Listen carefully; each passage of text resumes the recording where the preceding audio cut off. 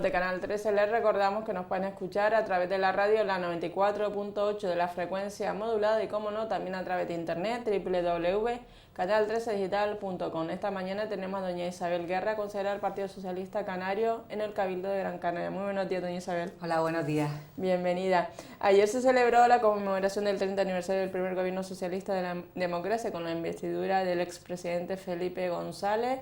Él hablaba de recuperar la mayoría absoluta, la mayoría necesaria para formar gobierno del Partido Socialista. ¿Cuál es su opinión al respecto? Mira, yo creo que el Partido Socialista ha sido un partido grande en España. A partir de la transición, el Partido Socialista asumió una constitución que fue votada y por los miembros del Partido Popular no fue votada y fue incluso rechazada, y hay hemerotecas donde incluso el propio Aznar hablaba de que era una constitución a la que hoy defienden, que era propia de izquierdosos y de anarquistas, ¿no? Y de ateos.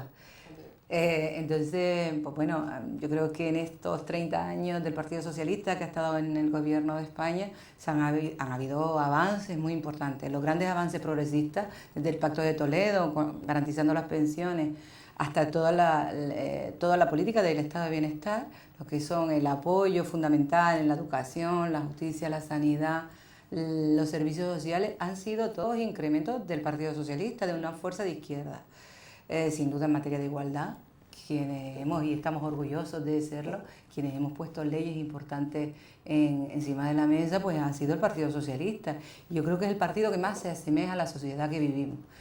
Dicho esto, sí que es verdad que en los últimos tiempos el Partido Socialista ha caído su índice de confianza de los ciudadanos y de las ciudadanas, producto de una crisis que el Partido Popular, con mucha felicidad, supo colocar al señor Zapatero, como que era una crisis creada y fundamentada directamente por los socialistas. Ahora se ha visto que no ha sido Y así. además la prima de rico no se llama José Luis Rodríguez Zapatero, Exacto. como decía muchas veces. Sí, porque el Partido Popular pedía la cabeza de José Luis Rodríguez Zapatero cuando la prima de riesgo estaba en 375 puntos.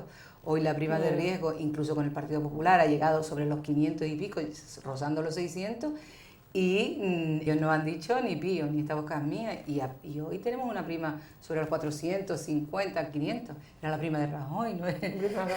Aquella de la que hablaba de la niña, ¿no? Por poner un chascarrillo, ¿no? Pero sí que es verdad que en el último tiempo, como digo, el Partido Popular ha sabido colocar al Partido Socialista como el culpable de todos los males. Zapatero era culpable de todo, si tronaba porque tronaba, si caía relámpago porque caía relámpago, era todo la culpa de Zapatero, y ahora se ha visto que no es así. Recuperar la confianza es importante. Quizás no supimos explicar o entender tampoco los militantes en la última fase del Partido Socialista en el gobierno, porque se tomaron las medidas que se tomaron. De hecho hay un vídeo por ahí de afiliados que estaban pidiendo perdón por esas iniciativas que se tomaron, que no eran precisamente de izquierda. Producto también de la presión que estaba sufriendo España. Acuérdense del jueves fatídico, sí, donde España iba a ser intervenida porque los mercados bloquearon cualquier iniciativa empresarial de España. Nos dieron en la ruina, y Zapatero prácticamente lo pusieron entre la espada y la pared para que tomara algunas consecuencias, y por interés del partido, por interés del país, aun sacrificando su propia imagen, tomó las medidas que tomó. Hoy vemos que aquello no era nada comparado con lo que han tomado estos, ¿no? Y estos hablan de que es irremediable lo que están tomando. En aquel momento decían que la subida de impuestos pues era impopular, casi, y fíjate la subida de impuestos que ellos han puesto, ¿no? Y decían que bueno, que no, bajo ningún concepto se podían congelar las pensiones, y mira tú, bajo ningún concepto se iban a tocar la sanidad, y mira tú. Pero a lo que voy, nosotros necesitamos colocar otra vez la confianza de los ciudadanos como eje principal de nuestra actividad, y la conexión con los ciudadanos, estar en la calle pendientes y con escucha, tenemos que estar ahí. Y quizás en los últimos tiempos nos alejamos un poco de la ciudadanía y empezamos a tomar decisiones desde arriba, ¿no? Creo que conectar otra vez es vital.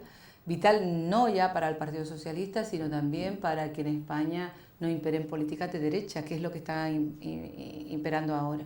Creemos que al país en sí le hacen falta políticas de izquierda, y quien mejor está preparado hoy por hoy para ejercer cargos de de representación, de responsabilidad, es el Partido Socialista. Los demás son pequeños partidos que nunca van a llegar a gobernar y sin embargo sí que van a perder y a favor del Partido Popular.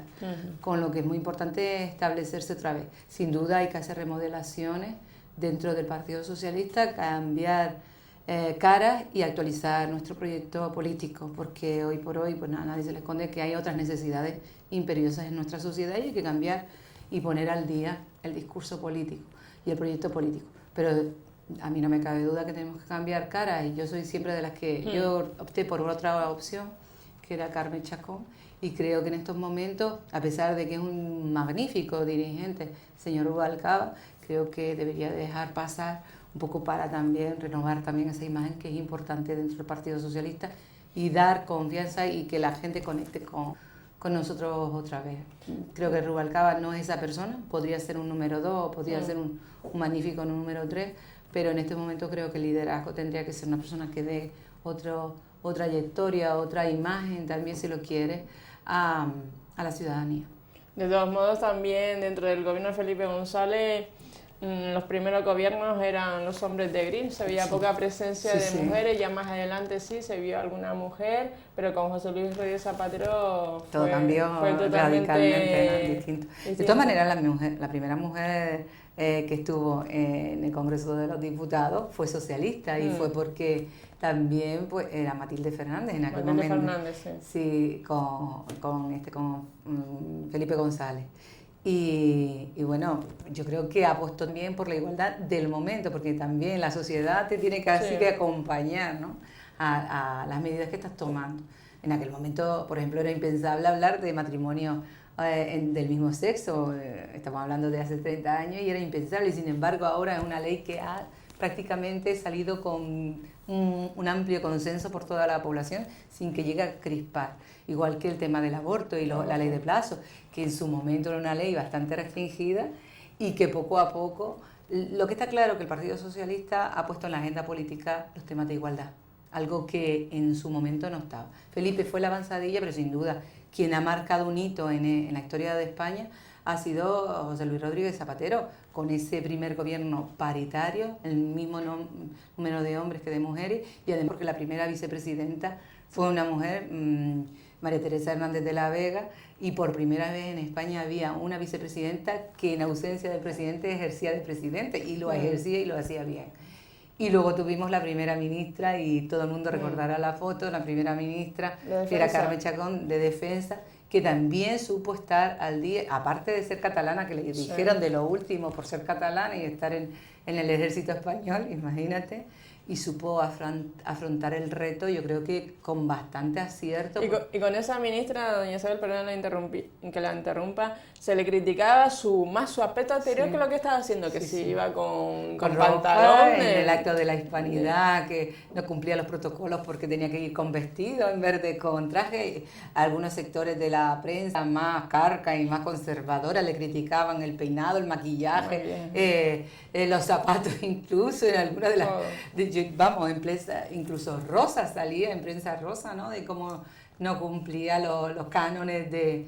Yo creo que fruto de que todavía ahí habían tirantes y resistencias a que las mujeres pudieran estar en puestos de decisión tan importantes. Pero como te digo, Carme Chacón ha sido una magnífica ministra, ha sabido adaptar el ejército y los cuerpos de seguridad también a una etapa más moderna, porque esa transición de ver a los cuerpos de seguridad con esa, pues supo hacer esa transición de manera amable y a los ejércitos de manera amable. Y era una catalana que hacía las veces de ministra del ejército español. Así que yo creo que dio en el clavo José Luis Rodríguez Zapatero cuando puso a Carme Chacón, porque también así se eliminaban también estereotipos que teníamos con los catalanes, ¿no? Y que el Partido Popular se ha encargado muchas veces de minar, ¿no?, para ser ciudadanos diferentes.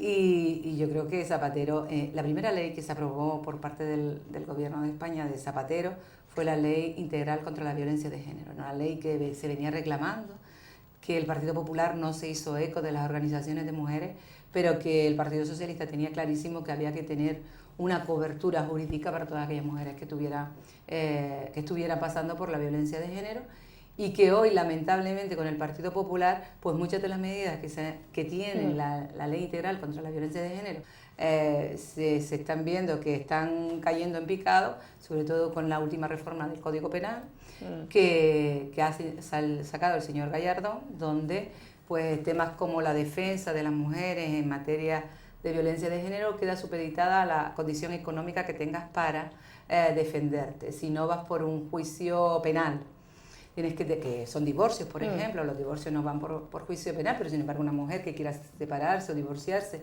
y que sufra de violencia de género tiene que pagar unas cuotas el doble de lo que están ahora mismo estipuladas, que estaban hasta ahora mismo estipuladas. Incluso aparece el tema de la intermediación dentro de las tasas, dentro de la reforma del Código Penal, cuando todos sabemos que de violencia de género la intermediación es fatal, porque está comprobado que tú no puedes sentar al agresor delante de la víctima e intentar llegar a un acuerdo, porque no hay acuerdo que valga de un señor que se dedica a maltratar a su mujer y a sus hijos, ¿no? Y a sus hijas. En este sentido creemos que es un retroceso y además daña enormemente lo que es la ley integral contra la violencia de género, y porque ya luego los delitos que eran antes multados con penas de cárcel, con el tema de la violencia de género, ahora aparecen como faltas nuevamente y que puedes pagarlo con una multa. Entonces ya ahí ya destrozas la ley integral contra la violencia de género. Yo no sé si una ley puede ir contra otra ley que está vigente, por lo tanto vamos a ir a la constitucional, no solo porque las tasas hace ciudadanos de primera y de segunda, sino porque también aquí en el ámbito de la violencia de género también va en contra de una ley que es vigente, y para ir en contra de una ley tienes que quitarla o abolirla antes de actuar en otra, ¿no? Y no puedes reformarla así como así sin que tenga consecuencias. Yo creo que también el tema de las tasas supedita también al interés económico. Sabemos que muchas de las, y además así lo recogíamos muchísimas feministas, que hay una violencia que se llama la violencia económica. Es decir, tu esposo, tu marido te controla mediante la economía que él te suministra conforme quiere o no quiere. Y claro, las mujeres muchas veces se ven envueltas en la tesitura de si irse de su maltratador o aguantar porque hay que comer y tus hijos tienen que comer, que es lo primero, ¿no? Entonces ahí también hay soterradamente pues un castigo también nuevamente a las mujeres que padecen violencia de género y que no tienen poder económico para presentar pues una denuncia o ir más allá, ir por delito penal también, porque su poder adquisitivo muchas veces está bloqueado. Doña Isabel, le quería comentar también que el pasado viernes, bueno, pues nos dan los viernes son como viernes de dolores, ¿no? Viernes negro, ¿no? Siempre. Donde estas dos mujeres, Soraya Sáenz de Santa María y la ministra de Empleo, nada más y nada menos, que dicen que el gobierno de Rajoy no va a pagar el alza del IPC a los pensionistas, algo que si recordemos las hemerotecas, decía el señor Mariano Rajoy que algo que no iba a tocar eran las pensiones, exactamente. ¿Y qué esperaron? ¿A las elecciones catalanas para esto? Además son pensiones raquíticas, de las cuales dependen muchos familiares, hijos y nietos para poder comer. Lo decíamos, y recuerda que lo decíamos, que tenía que esperar a las catalanas para saber lo que íbamos a hacer con las pensiones, que seguramente se iban a recortar.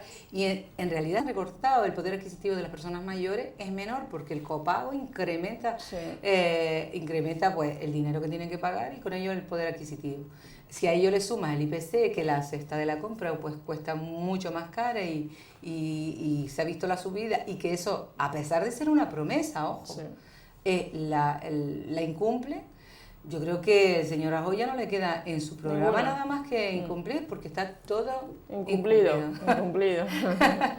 Y yo creo que lamentablemente pues las personas mayores en estos momentos están incluso manteniendo muchas familias de sus familiares porque todos sus miembros están en el paro. Además, cuando la ministra de Empleo, Fátima Báñez, dice que dice literalmente, pedimos menos esfuerzo a los más vulnerables, pero es que siempre se pide esfuerzo a los mismos de siempre.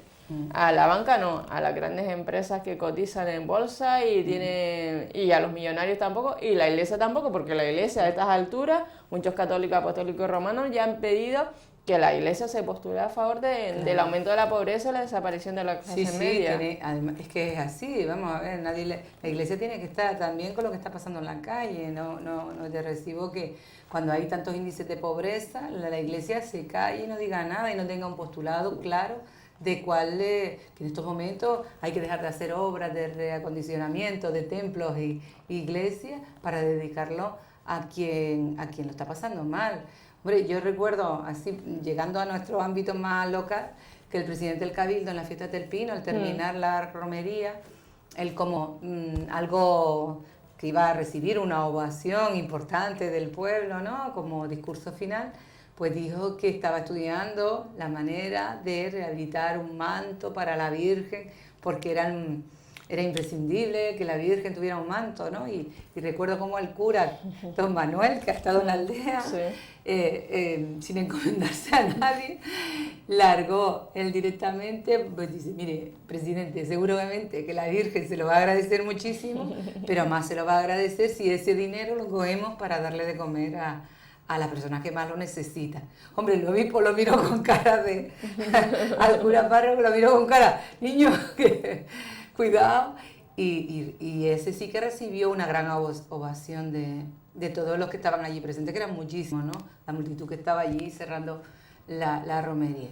Yo creo que en estos momentos la Iglesia tiene que pronunciarse de dónde quiere estar, ¿no? Y cuando no nos puede amenazar, si tenemos menos subvenciones, vamos a cortar en Cáritas, cuando son subvenciones totalmente distintas y van por caminos totalmente distintos. Cáritas diocesana, que lleva el tema de la pobreza, la exclusión, yo creo que muy bien, con mucho atino, pues recibe subvenciones que vienen por otras líneas.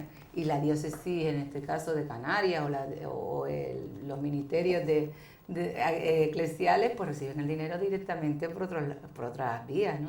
Entonces, amenazar con que si tenemos menos dinero vamos a recortar, yo creo que incluso, yo creo que hasta un poco vergonzante por parte de la Iglesia, ¿no? Y en cualquier caso, yo creo que en estos momentos es donde se asume que la Iglesia tiene que estar con los más empobrecidos. Como en su momento nosotros echamos en falta cuando venían los inmigrantes en pateras y de que había incluso un discurso xenófobo con este tema, pues echamos en falta también que la Iglesia no se pronunciara más directamente sobre acoger a todas esas personas que venían arriesgando su vida en el mar, en nuestra sociedad de manera casi natural, ¿no? Hoy nuestros hijos están yéndose de aquí, inmigrando. Y el gobierno dice que emigran por impulso aventurero. Es que me hace gracia lo de impulso aventurero. O sea, vamos por impulso, emigramos por impulso. Claro, los jóvenes, ¿por qué nada? Porque tenemos espíritu de aventurero y nuestros hijos tienen espíritu aventurero y se quieren ir de nuestra tierra. Yo creo que es no ver la realidad de que muchos jóvenes no les queda otra que irse fuera a poder desarrollar su formación, que para eso lo hemos invertido, ¿no? Lo gracioso del tema es que quien nos acoge es Alemania muchas veces, cuando la inversión que hemos hecho nosotros, la aportación a eso, pues resulta que no nos la llevamos nosotros, sino que nos la cogen otros, ¿no? Creo que ningún joven quiere irse de su tierra. Hombre, sí hay gente que quiere ampliar y es bueno que se amplíen conocimientos en otras universidades de prestigio y tal, pero el caso es que los jóvenes se están yendo no por un espíritu bandanero, sino por unas ganas de tener un futuro mejor, ¿no? Y lo malo de los jóvenes cuando se van es que no vuelvan, Sí. Que hagan y rehagan su vida en otro lugar y que al final perdamos un talento que es para nosotros vital. España está envejeciendo a pasos agigantados, igual que todo el resto de Europa. Y necesitamos de la gente joven que pueda contribuir y que quiera contribuir en nuestra sociedad, porque las pensiones no están aseguradas para nosotros, por ejemplo, y es vital que los jóvenes queden aquí y aporten de manera productiva a nuestra sociedad.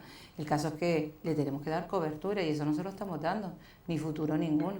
Otro tema, doña Isabel, es el tema de... Y sí quería yo ampliar el tema de que hay soluciones, es decir, que hoy por hoy incluso se está investigando hay una plataforma que está juntando pues eso, firmas para que muchísimos ministros que tienen cuentas en paraísos fiscales, a raíz de toda la campaña de Cataluña que ha salido publicado en la prensa de que se podían tener cuentas en Suiza y en paraísos fiscales, y que el propio ministro de Economía dijo que él sabía quiénes eran precisamente, esos datos no se han publicado, que había muchos más y tal, pues nosotros, y yo creo que la ciudadanía tiene la obligación y el derecho de exigir a sus gobernantes que nos digan quiénes en esa lista que existe tienen cuentas en paraísos fiscales y que están defraudando al fisco y además Incluso este gobierno ha sabido proteger a los más que tienen diciendo, bueno, les acondonamos todas sus deudas, solo tienen que pagar un 10% si declaran que tienen cuentas en paraísos fiscales. Y eso es tremendo, ¿no? Porque ellos creían que iban a recaudar más y lo que han hecho es recaudar mucho menos. Y además se sabe que las cifras en este año 2012 de salida de capital hacia el extranjero de España han sido bestiales como nunca. Y todo ese dinero nadie controla y nadie lo está controlando. Y hay soluciones, hay muchísimos economistas que están poniendo encima de la mesa que los recortes no nos conducen sino más pobreza y más hundimiento en la recesión. Y el 2013, lamentablemente, ojalá no fuese así, se presume muy negro, más negro del que estamos viviendo ahora. Hablaba el propio ministro en estos días que el 2015 pues, o el 2014 sería ya la salida de la crisis de España. Y yo por otro lado oía economistas diciendo, pues, es que nosotros no nos atrevemos a hacer predicciones más allá de 6 meses. ¿Cómo puede hacer predicciones de aquí al 2014, 2015 si no ha pasado todavía el 2013 que se aventura muy lejos? Y yo creo que están jugando también con dar un día sí, un día no, para los de ciegos y diferentes comunicados a la ciudadanía que son totalmente contradictorios y que los datos están ahí, donde único más o menos progresamos bien son las exportaciones, que estamos bien, pero está claro que no van a hacer que el índice el Producto Interior Bruto de nuestro país pues salga de ese menos 1,4, 1,5 que nos están diciendo toda la gente que tiene que ver con la economía de este país y de otros países, el Banco Central Europeo, el FMI, el Fondo Monetario Internacional, incluso el Banco de España, que es que tampoco se puede, mira tú. Y entonces yo creo que son mensajes contradictorios a los que a la ciudadanía, más que nada, le dan más incertidumbre todavía de lo que va a pasar. Yo creo que en todo caso hay que ser claro y decir las cosas claras. Incertidumbre también para los empleados públicos, porque también esa es otra, que aquí también el gobierno de Canarias diciendo si despiden, si no despiden, y la incertidumbre que tienen los empleados públicos de cara a lo que... Bueno, estamos en diciembre ya. Yo creo que si algo le va a pasar factura al estado de bienestar, además hay un modelo clarísimo de deterioro de todo lo que es la administración pública, en todos los sentidos y en todos los ámbitos, en el ámbito sanitario, en el educativo, en el ámbito propiamente dicho de la administración. La reforma laboral abre por vez primera los despidos al funcionario público, a los funcionarios públicos. Y eso crea una incertidumbre terrorífica. Yo creo que este país se está cargando a las clases medias en general. La paga de Navidad no supone solo que le hayas quitado la paga de Navidad a los funcionarios públicos que se han ocupado ya de vender que son unos privilegiados en esta sociedad, cuando un empleado público puede estar de mantenimiento de un hospital, puede estar sobre los 1.000 euros en algunos casos, si encima llevan 7 años con el sueldo congelado, si le han restado los últimos 2 años poder adquisitivo, pues imagínate, esa gente que ahora tendría que estar cobrando 1.200 euros, está sobre los 975 euros, y te lo digo porque conozco expresamente casos dentro de la propia familia, ¿no? ¿Eso qué quiere decir? Que es que el empleado no es un rico ni un privilegiado, que es lo que quiero decir. Y con esto, ellos primero vendieron la moto de que todos los funcionarios, todos los empleados públicos eran unos privilegiados, una casta aparte que no trabajaba y encima tenía unos privilegios por encima de lo normal. Eso lo vendieron primero y luego al hachazo. ¿Y el hachazo para qué? Para que la ciudadanía no se postulara a favor del empleado público. Y yo creo que es evidente que con ello todos perdemos. Como te digo, la paga de Navidad no solo es una paga de Navidad en sí, sino que tiene que ver con el consumo de este país de las clases medias y que en estos momentos pues todo prácticamente está paralizado. Hay datos ya de octubre del nivel de consumo interno y vamos a cifras estrambóticas de bajada del nivel de consumo en este país. ¿Y eso qué quiere decir? Destrucción de empleo, automáticamente, y escasa o nula generación de empleo nuevo. Con eso no estamos sacando nada. Es decir, yo sé que a veces hubo medidas que nadie entendió con José Luis Rodríguez Zapatero, el acondonamiento de los 475 euros en la renta, tenía una finalidad concreta, que era incentivar el consumo de los ciudadanos para poder mantener y frenar en este país la crisis que teníamos.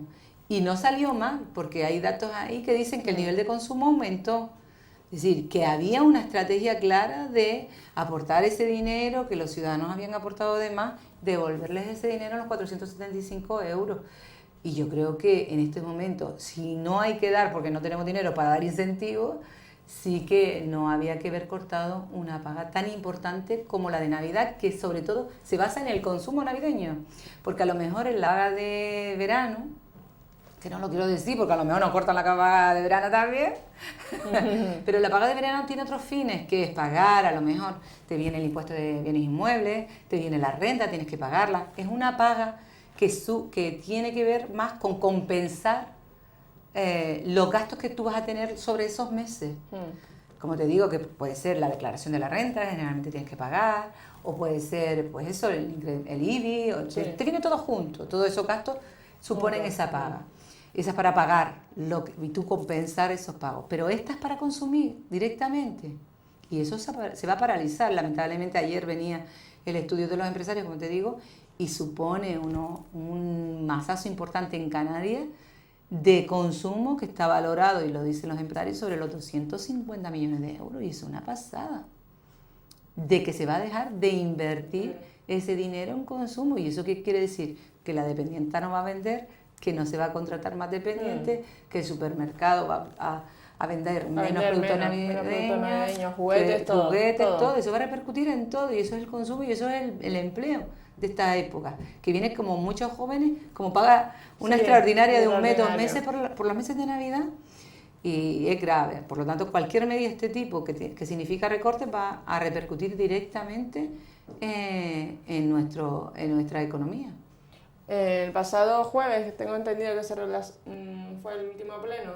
El viernes fue el pleno. El viernes fue el pleno del Cabildo Insular del 20 de noviembre. Se produjo ya una remodelación. Comenten un poquito, sobre todo la salida de la viceconsejera, de la consejera de Economía y Hacienda también. Bueno, yo, si tengo que decir una cosa, es que me alegro que salga una consejera como doña Rosa Rodríguez del gobierno, de los servicios sociales concretamente, porque entró como un elefante en una cacharrería, metió leña con el tema de menores, de que había plazas sin pagar, que se estaban pagando sin ocupar. Es decir, metió el ventilador y ya no supo dónde cayó toda la porquería, ¿no? Porque ya no supo. Lo primero que hizo fue cargarse el servicio de cocina de Taliarte y mandar a 37 mujeres a la calle sin ningún tipo de prestación. 2 semanas antes le había dicho a las propias trabajadoras que no se preocuparan, que tenían el compromiso por parte de ellas de mantener los puestos de trabajo con otra empresa que viniese, y se las carga directamente y contrata con otra empresa sin contratarlas a ella y sacando personal de la lista de reserva. Es decir, que yo me alegro directamente en que esta señora no esté en los servicios sociales, que nunca debía haber estado, y que yo creo que se equivocó el presidente del Cabildo cuando la nombró como titular de esa área. Dicho esto, como consejera de Hacienda, a lo mejor yo no tengo por qué poner el problema. Entre otras cosas porque ella tiene que garantizar que los presupuestos vayan y estén equilibrados. Y bueno, los conocimientos que ella tiene de economía son buenos, no se le puede decir que no. Otra cosa es dónde invierte y dónde no invierta, que eso es otra cosa. Pero yo creo que hubo un encontronazo directísimo con el hijo del señor Lucas Bravo, del señor José Miguel Bravo, de la UNA, que es el presidente, con su hijo, a cuenta de los dineros que se estaba llevando el Instituto Insular de Deporte con el tema de las gradas del Estadio Insular. Rosa no es boba y sabe que todo el despilfarro que se está haciendo en estos momentos en el Cabildo de Gran Canaria le iba a repercutir directamente a ella como consejera de Hacienda, porque ella encontró un gobierno totalmente saneado, un cabildo totalmente saneado, que en muy poco tiempo, dentro de 3 años, 2015, veremos cómo está. Pero todo va a indicar, debido al gasto, porque la crisis en el cabildo no existe, al gasto, pues eso al final le va a dañar y repercutir directamente a ella como profesional de economía, pero también como responsable de economía, que se dedica a lo mismo. Con lo que Rosa ahí está como hasta relajada. De hecho, fue al pleno con una cara estupenda, no sé, parecía que había estado en un quirófano porque fue a Lourdes. A Lourdes y se echó algo en la cara que la dejó lisita como una... Quizás aprovecharía esos 3 o 4 días para ese relajo importante. Sí. Pero quiero decirte que el Cabildo dentro de 3 años va a tener problemas de financiación importantes porque se está viviendo al día y se está viviendo por encima de las posibilidades, gastando mucho dinero y eso va a repercutir sin duda, y los empleados públicos lo están diciendo todos los días, es decir, que cuidado que no nos estamos cortando para nada, cuidado que se están haciendo cosas que son propias de... Veremos que haremos una rueda de prensa en estos días, no sé, mañana o pasado, con el tema de los presupuestos, para que vean ustedes el despilfarro a pesar de la crisis que estamos padeciendo todo y que están padeciendo todas las instituciones y que parece que no repercute en el Cabildo. También el Cabildo en estos 15 meses se ha caracterizado por una inestabilidad mayúscula y no lo podrá negar el presidente del Cabildo cuando de titularidad de empleo han tenido 5 consejeros en 15 meses. 5 consejeros, es que es increíble. Uno de coalición, otro del CCN, otro de coalición, otro del CCN. Ahora tenemos a Juan Domínguez de titular de empleo, se ha cepillado al señor Matías Campos, ahora director general, una figura que no existía dentro de empleo y que va a cobrar lo mismo que consejero. Esto es solo una pantalla para que no digan que se ha incrementado el número de consejeros en el Cabildo, cuando pues lo que se está viviendo es de lo mismo todo. Y como 5 consejeros de empleo, 3 de servicios sociales, el presupuesto mayor de todo el Cabildo ha tenido 3 titulares, don Francisco Santana, doña Rosa, que fue fulminante, esto fue, yo creo que llegó a 2 meses de consejera de servicios sociales. Ahora tenemos un consejero que no tiene ni idea, pero ni idea de lo que son las políticas sociales en el Cabildo, porque es un consejero que antes era de agricultura, que tuvo que estar mucho tiempo para aprender de qué va la agricultura, porque tampoco tenía ni idea. Ahora que más o menos estaba hecho al paño al tema de agricultura y ganadería, pues lo ponen en servicios sociales. Hombre, José Miguel Álamo tiene otro talante totalmente distinto a Rosa Rodríguez, y de hecho hay un compromiso expreso en el Pleno del Cabildo que yo voy a hacer e intentar que su palabra valga algo, de asumir a las trabajadoras otra vez de Taliarte, dejando a Rosa por los suelos. Diciendo, es verdad, esta señora se equivocó, mi compañera del Partido Popular, nosotros vamos a tratar de reconducir el tema. Si no hubo problemas nunca, fue generado. Y yo creo que la responsabilidad máxima la tiene el presidente porque supo a quién puso, sabía quién puso. Bueno, ahora nos dice José Miguel, deme un tiempo de gracia en lo que yo me pongo un poco a ver esto. Digo, mire, no, que llevamos 15 meses del Partido Popular y lo que no puede ser es que el presidente asuma que una persona no sabe de un tema y la ponga a trabajar en ese tema, y que encima nos pidan a la oposición tiempo de gracia, y es el colmo, ¿no? Cuando sabemos, entre otras cosas, que este año se ha dejado de invertir 1 millón de euros en políticas contra la violencia de género, que es especialmente grave porque es un tema que raya la conciencia de todos nosotros. Y me decía José Miguel en el Pleno, es que deme un tiempo para esto. Y digo, mire, deme usted un voto de confianza. Le digo, los votos que yo sepa se dan en las urnas, o pueden ser los votos en la iglesia para casarse, pero ni es una cosa ni la otra, porque que yo sepa, ustedes son los del Partido Popular los que están gobernando y tendrían que hacerlo bien. Hombre, como te digo, ha sido una inestabilidad mayúscula. El gobierno del Partido Popular está sustentado con 2 tránsfugas, que ahora el señor Juan Domínguez hace prevalecer su condición de viceconsejero en cuanto a que es él el que da estabilidad a un gobierno. Es decir, ¿qué pedirá a cambio? El chantaje político que puede estar sometido el presidente en estos momentos es bestial. Y lo veremos en los presupuestos, cómo se reparte la tarta, ¿no? Y por qué hay alguien ahí que está presionando. Y yo creo que otro de los tránsfugas que ha pasado muy desapercibido, Antonio Hernández Lobo, que se ha presentado con Coalición Canaria, que se sienta al lado del señor Bañola y que es de gobierno.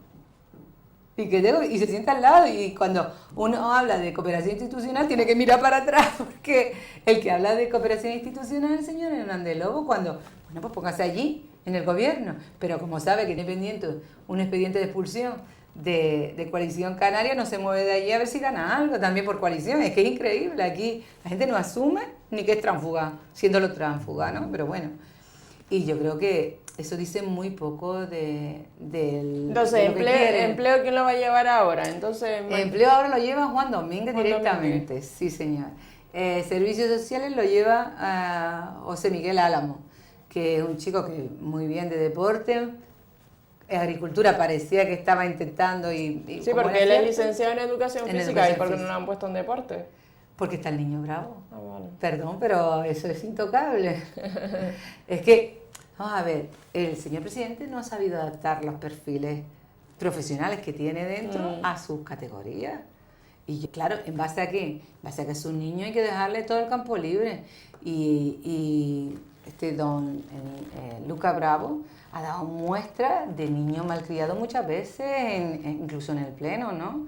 Y además de ser una persona que poco conecta con los ciudadanos, porque parece que no le van mucho los ciudadanos, ¿no?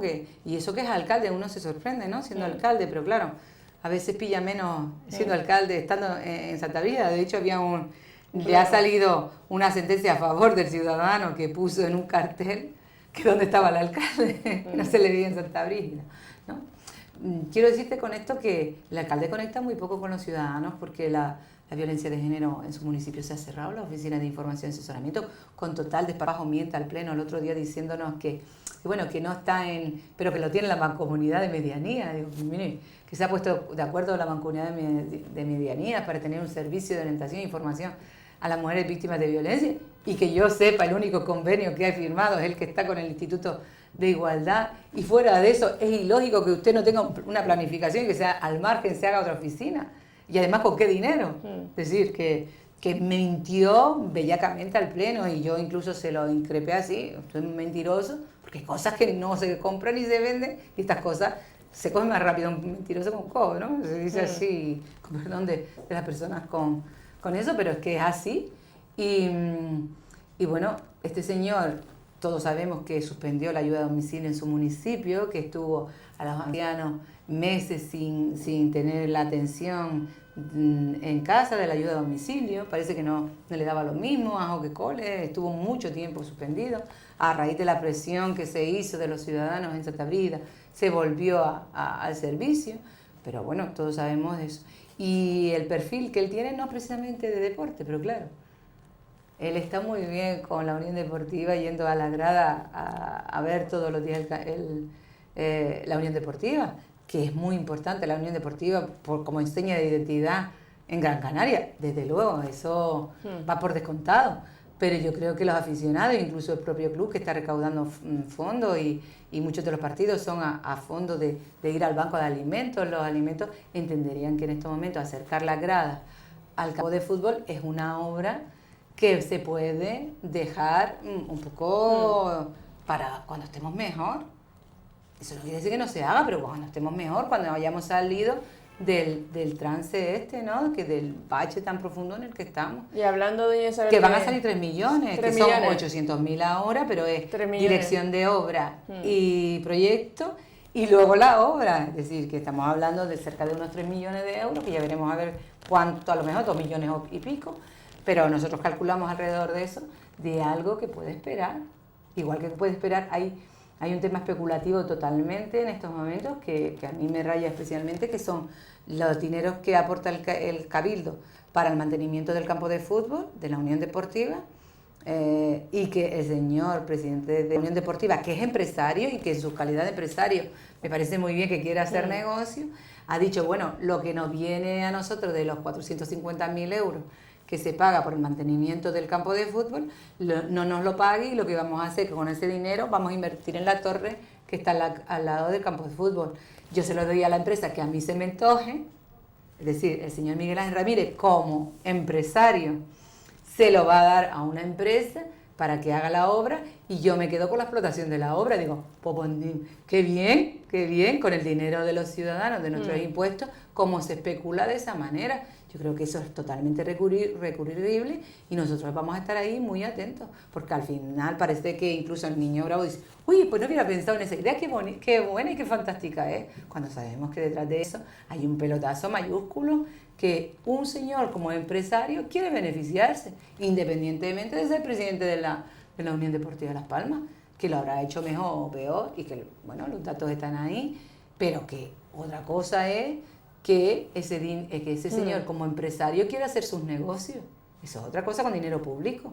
Y ya para ir finalizando, doña Isabel, políticas de igualdad. En los municipios de Gran Canaria, donde gobierna el Partido Popular, no se le espera, o sea, se han suspendido todo el tema de las ayudas de igualdad. Mira, el Cabildo acaba de sacar una subvención que nosotros dejábamos en materia de igualdad para las organizaciones de mujeres. Nosotros habíamos potenciado en el último año los proyectos que tenían que ver con igualdad, pero también el tejido asociativo de las mujeres, porque entendemos que hay que dar cobertura a ese tejido asociativo, porque al fin y al cabo son ellas las que están reivindicando lo que les está pasando en el medio rural, o la mujer empresaria, o las mujeres de distintas índoles, ¿no?, que vienen trabajando en toda Gran Canaria. Solo se han dado a dos. Casualmente la Asociación de Mujeres Empresarias. Y hombre, uno dice, bueno, pues podía haber ido más allá y dar a más tejido asociativo. Y por el otro lado, pues a proyectos han sido financiados 6 proyectos, que tampoco es como muy poco dinero, que va a salir muy poquito. Vemos que esa reestructuración que ha hecho pues no es precisamente para generar más tejido asociativo. Y luego a los municipios, hombre, vemos ahí que todo lo que tiene que ver con igualdad lo hemos respetado en municipios como Teruel o Arouca y en Galdar también. Y sin embargo, donde el Partido Popular ha estado gobernando, se han recortado. Se ha recortado mucho, entre otras, lo más que a uno le duele siempre es el plan contra la violencia de género. Vemos que esa estabilidad se ha recortado. En Valle Seco se suspendió, aun sabiendas que se le iba a dar el dinero. Se suspendió porque, hombre, yo comprendo que la intervención te puede decir, hasta que yo no tenga una resolución, no te voy a adelantar los dineros. Cosa que sí lo hace Terol, por ejemplo, es decir, el interventor dice, bueno, vale, si tú me garantizas a mí que ese dinero va a venir, vamos a adelantar nosotros el dinero y ya después lo hacemos. Hay municipios más comprometidos y otros menos, o que logran arrancarla en la intervención, ese compromiso, y otros menos. Y Valle Seco ha sido uno que ha suspendido el servicio. Ha vuelto a incorporarlo, pero ha estado como 2 o 3 meses, no sé, casi 4 meses suspendido. Y eso pues es importante. ¿Y Telde también? Telde, es que en Telde, que es el municipio donde las estadísticas son más alarmantes en cuanto a violencia de género, y además las estadísticas, se dice que es el municipio de todo el archipiélago que más estadísticas en violencia de género tiene, pues ha recortado un 50% el presupuesto en materia de violencia de género, un 50%. De hecho, en los repartos que se dan del convenio de mujeres y víctimas de violencia, a Telde se le dan 70.000 euros, con lo que, te pongo un ejemplo que conozco, por ejemplo Teror, que tiene mucha menos población, se le dan 113.000 euros para la lucha contra la violencia de género, 113.000, y a Telde se le dan 70.000, y uno se pregunta, ¿y por qué? Vamos a ver, coño, esto es una medida discriminatoria, pero es que Telde no los quiere, es que Telde ha decidido que no quiere sino 70.000 euros porque no quiere sino mantener el 50% del servicio. Y además porque se quería cargar a las trabajadoras que no eran de la cuerda política de ellos, que estaban trabajando en la violencia de género, porque a nadie se le escapa que trabajar en violencia de género tiene que tener también una perspectiva muy feminista del tema, sobre todo para trabajar de estos temas feministas, y casi siempre el tema del feminismo va asociado a la izquierda. Así, ¿y qué pasa? Que había que cortar a estas aventureras que van más allá, creyendo que las mujeres no son para casarse, sino para tener una vida independiente, y que el poder económico a veces es un garante de que después puedas tener una salida a la violencia de género. Es decir, que aquí la ideología se cuela muy mucho. Con decirte que en el convenio que se ha firmado entre el Cabildo de Gran Canaria y los diferentes ayuntamientos, está Telde con eso, con 70.000 euros, pero es que no está Las Palmas de Gran Canaria, que se llevaba 975.000 euros. ¿Y eso qué quiere decir? Que Las Palmas ha renunciado directamente a ese convenio. Directamente. Y el personal que tiene, que es verdad que alrededor de 6 personas se quedaron fijas, pero no solo de violencia de género, en los servicios sociales, dado que llevaban muchísimos años trabajando y tenían ya derechos adquiridos, se han quedado fijas, pero es que ha rebajado en un 50% o más el servicio de información y asesoramiento a las mujeres víctimas de violencia y la prevención. Sí, es grave que Las Palmas no aparezca y por eso sobran más de 1 millón de euros del plan contra la violencia de género, del convenio contra la violencia de género. ¿Y eso qué quiere decir? ¿Que ellos son más eficaces gestionando? No. ¿Y que a ellos les sobra el dinero? No. Es que hay una política directa de abandono de este tipo de iniciativas. Me decía el alcalde de Santa Brígida, dice, no, es que nosotros nada más que hemos tenido en el convenio, en las oficinas de información y asesoramiento, a 4 mujeres. Y para 4 mujeres no vamos a pagar un servicio. Digo, pero vamos a ver, este señor no tiene ni idea que la prevención es uno de los temas importantísimos a la hora de la información, asesoramiento y prevención de las mujeres víctimas de violencia, y que eso se da en el ámbito escolar generalmente, la prevención, y que hay que trabajar desde los escolares, y es ahí donde se visualiza el tema de los malos tratos, porque los niños en sus actitudes de comportamiento se reflejan en el colegio de que algo está pasando, o es que este señor no se entera de nada y habla por hablar, miente porque dice que el servicio lo da la mancomunidad y encima miente y se cree que los demás somos tontos, pero como él tiene la última palabra, pues te lo cae, no puedes argumentarlo, pero hay que ser mentiroso patológico, decir algo que no es de ninguna de las maneras, porque hombre, usted podrá decir una media verdad, pero una mentira directa ya es el colmo, y que pretenda que no lo creamos, y que encima no tengan idea de lo que es la prevención, y que esos programas fundamental vienen para la prevención, información, asesoramiento a las mujeres víctimas de violencia, pero subrayamos prevención, porque es ahí donde se planta la semilla de la violencia de género. Pues hombre, dramático, porque las psicólogas están también para tratar a los chavales que sufren violencia de género, y están para realizar programas transversales dentro del colegio para evidenciar que la solución del conflicto se trata desde los colegios, desde los institutos, porque tenemos unos índices altísimos de adolescentes que están sufriendo violencia de género y que lo viven como algo natural y normal, que hay una vuelta atrás, una involución de los temas de igualdad y violencia. Es decir, las chicas todavía ven bien que sus novios les recelen porque llevan una minifalda o porque llevan un vestuario que no es acorde a lo que ellos piensan, y las someten y lo ven bien porque más de una, y hay encuestas ahí, más de una ven con buenos ojos que sus novios las limiten y las acosen y les vean los mensajes y les vean todo. Y eso hay que trabajarlo, a los adolescentes hay que trabajar la prevención, la resolución de conflictos. Se sabe ya que los adolescentes están sufriendo violencia de género, las mujeres adolescentes, y hay programas específicos para eso. Y eso es prevención. Este señor no se entera. Igual que no se entera la alcaldesa de Telde. Cuando se ponen, a mí es que me enerva este tipo de cosas, porque se ponen el día 25 de noviembre, que es el día contra la violencia de género, pues todo el mundo coge una banderita y dice, y yo contra la violencia, y me pongo la foto y me pongo detrás de una pancarta y estupenda, y yo soy la más que lucha por cuando los datos evidencian que muchas veces se están enmascarando en estos momentos hasta cifras estadísticas de víctimas de violencia de género, porque las derivan a otros sitios para tratar de no tener tantas estadísticas en sus municipios. Es que es muy fuerte. Muy bien, pues nada. Pues perdón, porque yo con este tema lo paso realmente mal, porque veo que hay un total desmantelamiento, pero a conciencia de lo que es un programa que ha dado muy buenos resultados. Con la excusa de la crisis, ¿no? Crisis, pero ¿qué crisis si te sobra 1 millón de euros? Es decir, tú vas a decirle ahora al gobierno de Canarias que te dé más dinero para violencia de género. Tú vas a decírselo cuando te has dejado de gastar 1 millón de euros. Hombre, ya es el colmo, ¿no?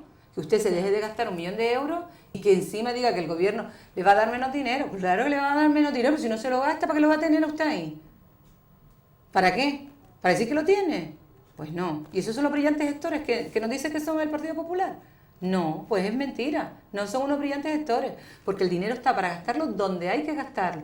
Y si sobra, hecho todo, si sobra, genial, pero no para dejar y cortar servicios que venían funcionando y que han dado pruebas evidentes de que muchas veces se previene y se corrige. y además se está con la víctima y eso evita males mayores en esta comunidad, que lamentablemente seguimos con unas cifras altas de violencia de género. ¿Qué está pasando en estos momentos a través del gobierno de la nación? Y es preocupante, porque hay recortes en materia de igualdad, que las mujeres ya hay menos cifras de mujeres que acuden y acusan y denuncian a sus agresores. Ha bajado un 50%, cerca de un 50% el número de denuncias. ¿Y eso qué quiere decir? Que las mujeres casi no se atreven porque ven que no tienen cobertura para poder llevar a cabo esa denuncia. Y eso es lamentable, porque lamentablemente han muerto 48 mujeres en este país. Y si hubieran sido 48 hombres en este país los que hubieran muerto a manos de terroristas, pues seguramente hubiesen llenado notas y notas de prensa y se hubiesen tomado medidas habidas y por haber. Si muere un señor por terrorismo, yo no le quito la importancia, ojo, y se arma en este país un guirigay, medios de comunicación, la sociedad en su conjunto, salimos a la calle a manifestarnos y hombre, han muerto 48 mujeres y las políticas que lleva el gobierno de España ni tan siquiera han salido a la palestra a decir la repulsa de todo el gobierno de España por las mujeres víctimas de violencia que han muerto a manos de aquellos que se suponía que las querían. Y cuando se llama la violencia de género, que mira que costó imponer el término y que lo entendiera, violencia doméstica, recluyes otra vez una involución nuevamente al tema de la violencia en el ámbito privado. Y eso no es casual, eso no es casual. Y ahí está todas las organizaciones de mujeres poniendo el grito en el cielo porque se están cargando la ley integral contra la violencia de género y se están cargando también a las mujeres que tengan cobertura y que este país, las campañas de sensibilización las ha borrado del mapa el gobierno de España, cuando es importantísimo concienciar a los ciudadanos que este no es un problema que ha traído otra cosa. El Código Penal cambia, que ya quien tiene que denunciar expresamente que es víctima de violencia de género es la víctima. No puede ser otra persona que no sea la víctima. Y eso es otra vez otra involución, porque habíamos puesto que muchas personas que ven la violencia de género tienen capacidad para denunciar y que el juez puede denunciar de oficio al maltratador. Y ahora el juez ya no puede denunciar de oficio al maltratador si no tiene la firma de la víctima, a pesar de verla toda magulla. Pero tú sabes que el tema de la violencia de género, muchas mujeres asumen que sus maridos las quieren y que ellos tuvieron un mal día. Porque hay todo un proceso psicológico detrás de la víctima. Es como el síndrome de Estocolmo. Sí. Entonces, hay una involución mayúscula y a mí estas cosas, pues hombre, que se pongan detrás de banderitas y que se pongan haciéndose las fotos para el Día contra la Violencia de Género, pues me raya muchísimo. Muy bien, pues muchísimas gracias, siento, doña Isabel Guerra, por estar hoy aquí. Muchas gracias. Espero que la entrevista de hoy, doña Isabel Guerra, consejera del Partido Socialista Canario, en alcalde de Gran Canaria, haya sido sagrado. Muy buenos días, Gran Canaria.